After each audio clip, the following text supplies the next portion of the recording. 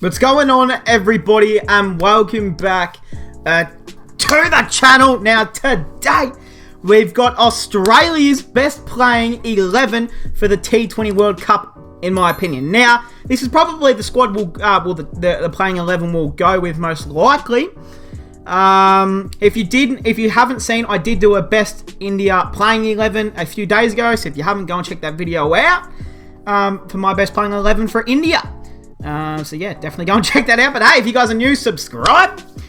We do all sorts of cricket content here on the channel. But hey, let's get straight into it. No messing about. We start off with the big man at the top, Big David Warner. Of course, we know what's going on with him at Sunrisers Hyderabad right now. You know, dropped from captaincy. Can't even travel with them to the stadium for a game or two. Seems like he's back with the squad, but he's still not playing. Hopefully he gets a farewell game. When I'm recording this, they haven't played their farewell game, or their last game of the season. I think they play in Mumbai, so hopefully he gets a game then. If not, so be it. This is one of the best T20 players to ever do it. I back him in. Anyone who thinks he isn't best 11 can bugger off, because he is comfortably best 11, and I back him in. Number 2. Now, this is the only position where I really can't decide what we will do. Aaron Finch is coming off knee surgery. Has been in... How do I put this nicely? Because I love Aaron Finch. I love Aaron Finch as a player, as a bloke. But he's coming off knee surgery. He's been in some pretty average form. I mean, he's expected to fully recover. So if he does, I think you play him. And he's our captain as well, can't forget. So if he's fit and he thinks he's ready to play and have an impact and can bat out a full 20 overs and field another 20... then that's good. Then I think you play him. His backup options is Steve Smith. Now, we've seen Steve Smith opened with Shikhar Dhawan a few games ago for the Delhi Capitals. I think that was in Dubai, or was that Sharjah? I think it was Sharjah. But I liked Steve Smith as an opener. He made a 39, and I liked what he was bringing as an opener. Now, Josh Inglis is also here, but Josh Inglis is more of a... In case, you know, I'm actually going to... Well, Josh Inglis is more as a... He's a backup. He is an opener, you know, when he plays his cricket. But he's more... They did say that he was selected purely as a backup for Matty Wade with the gloves. So he won't be playing, I wouldn't imagine, unless there's an injury to Wade, or Wade's purely out of form. But, you know, I think Inglis would probably play around that 5 to 6 position. But he is better as an opener. But, look, he's just purely there because I feel like it's good to put his name there. And Steve Smith, now, he's not a backup option because he is just too good and too important not to be in the playing 11. But my only problem is, where does he fit? Is it a Marcus Stoinis falls out? Is it an Ashton Agar falls out? That's the only way that I can see Steve Smith playing, is if we go without a Stoinis or an Ashton Agar. Now, it obviously depends on the pitch. And we've seen what it's done a lot in the UAE. A lot of them are good turning pitches. Stoinis has barely even bowled for Delhi Capitals. So, if anything, I think Smith would probably come in for Stoinis over Ashton Agar. But then again, it depends on the conditions, depends on the pitches. But yeah, Steve Smith will be in the best playing 11. He better be, because he doesn't replace anyone in this top order. Well, and that's why I've got him here after Finch, because if Finch can't play and is still injured, then you can keep Stoinis, you can keep Agar, but then you play Smith as an opener in front of Finch, who Smith has had not much experience as an opener, but I was so impressed for what he did for DC a few games ago. So he would be my backup opening option, or he starts over a Stoinis or Agar. That's where I'm at. Number 3, Mitchell Marsh. Really, he wasn't even in my considerations for the best 11, to be honest, until the Bangladesh and West Indies series.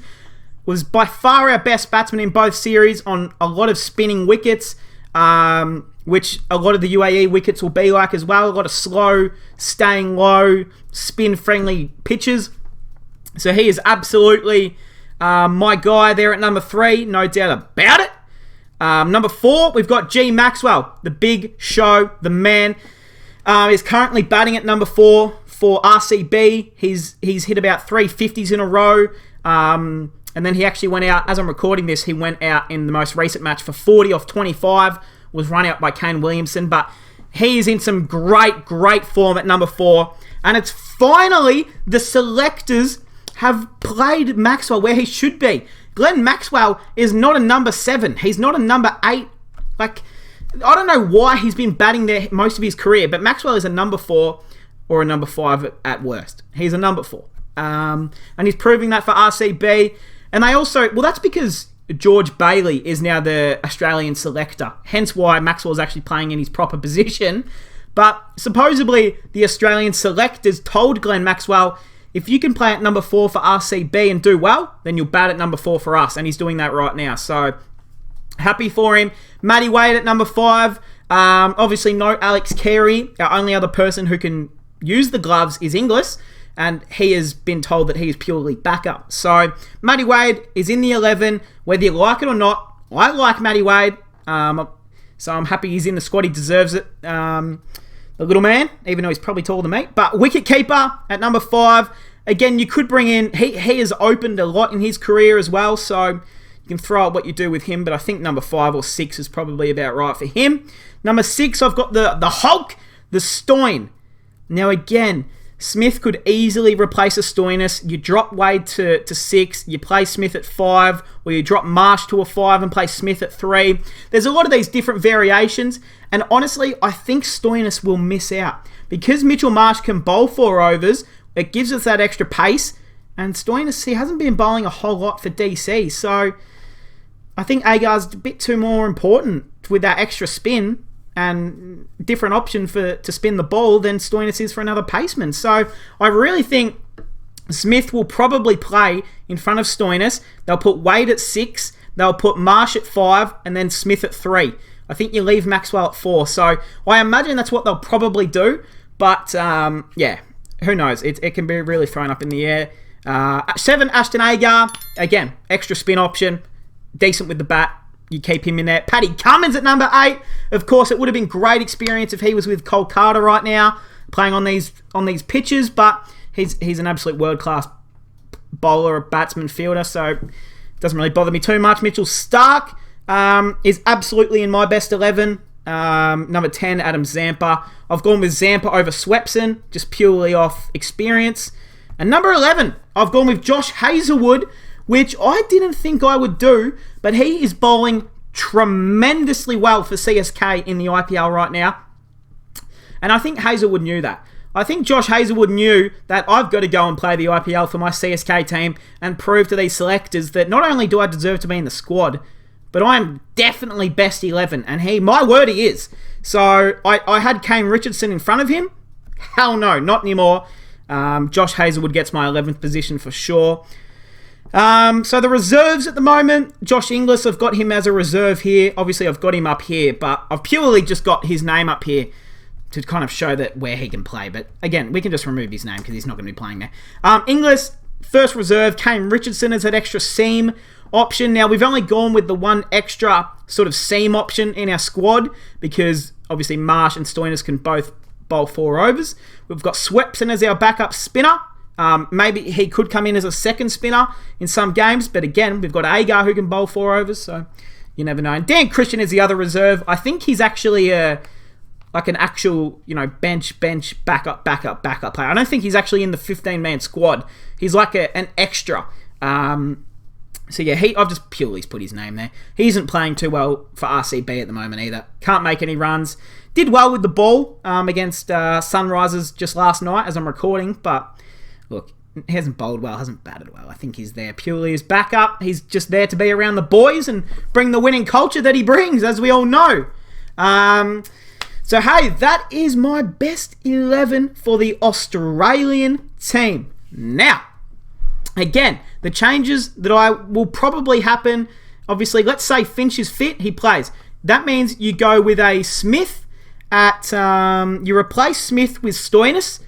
You then bring Matty Wade down to number 6, Marsh to number 5, and Smith in at number 3. But I'm way too hesitant to want to remove Mitchell Marsh from that third position because of how well he batted in that position. So there is a tough job for the selectors coming up and the best 11 that they go with. But I think this is probably something that it'll look like. And maybe Finch doesn't play the first few games to recover more from his knee. And maybe, you give Finch a game or two just to rest even more. Get it, just feel good with around the culture. Let the nerves kind of sink down. You play Smith at an opener, and then you can assess how Stoinis, Agar, Wade, everyone is going, and then you can make the switch to bring in Finch at 2.